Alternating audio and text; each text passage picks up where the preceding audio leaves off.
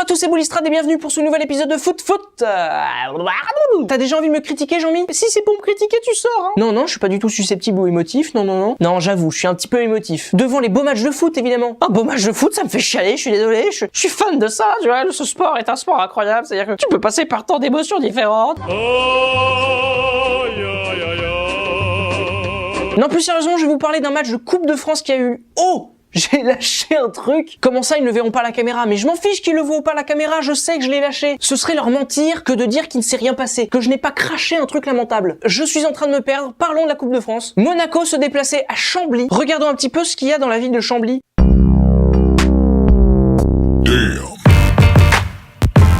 Alors, Chambly. Et ferme ta gueule, seul.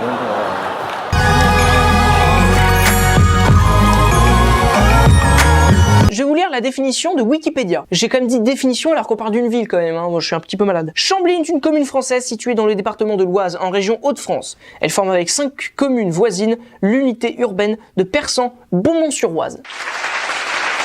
Moi, quand je lis ça, je lis plutôt Chambly est un coin paumé où il y a plus de champs que de maisons et où, chose rare en France, on ne trouve pas de kebab. Faux! En gros, il était improbable qu'il y ait du suspense dans ce match. Et pourtant, si! Parce que les Monégasques ont joué au con. Les mecs sont capables de faire une bonne performance pendant le week-end face au Paris Saint-Germain. 5 buts à 4 après prolongation. Mais je vous ai déjà expliqué le principe des prolongations. C'est quand il y a match nul à la fin des 90 minutes, et bah, on rajoute du temps supplémentaire qu'on appelle prolongation. Vous suivez toujours pas? Mais non, mais je leur explique vachement bien, ils sont juste... J'allais dire quelque chose, mais c'est un peu violent. Je vous aime très fort. C'est parce qu'on n'a pas le choix. C'est que voilà, il y a 3 partout à la fin du match, on va pas tirer à pile ou face, c'est complètement con. Donc, prolongation. Et Monaco a gagné à l'issue des prolongations 5 buts à 4. Alors qu'à la base, il menait 3-0. C'est énorme au niveau de la réalité. Comment te dire? C'est un peu con. Ils auraient pu garder le score tranquillement, et bah non. En gros, ils se disaient ça dans leur tête. Attends, là il y a 3-0 et on joue contre des amateurs avec le défenseur gauche qui fait du pain, qui est boulanger. Donc il y a un moment où ok, je veux bien qu'on manque de respect aux adversaires. Enfin, si on perd là, c'est invraisemblable quand même. C'est un petit peu un scénario de film américain. Chambly, c'est le mec gentil. Monaco, c'est le gros méchant. Je suis un gros méchant professionnel de la Ligue 1 et je vais tous vous frapper les petits amateurs. À la volée. Au début, le gentil se fait totalement détruire par le méchant. Puis le gentil revient petit à petit. Puis finalement, il se fait taper. Ah, le gentil gagne à la fin? C'est quoi ces conneries? D'où le gentil gagne? C'est nul! Pourquoi c'est pas les méchants qui gagnent? Non mais sérieusement, je vous pose la question. Pourquoi c'est toujours les gentils qui gagnent à la fin?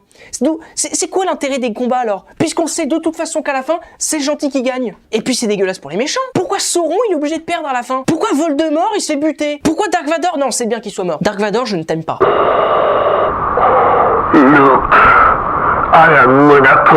Oui, il a vraiment dit ça. Ce qu'il faut donc retenir de la journée d'hier, c'est que Monaco a failli perdre contre des amateurs. Et c'est ça la beauté du football, c'est que tout n'est pas écrit. Si tout était écrit, Monaco aurait gagné 4-0. Basta così. Mais comme le football est fait de plein de rebondissements et de surprises, cela peut nous créer des rencontres remarquables comme celles que nous avons vécues. J'espère que vous avez apprécié cette vidéo. Et moi je vous dis à demain pour le dernier foot de la semaine. Au revoir!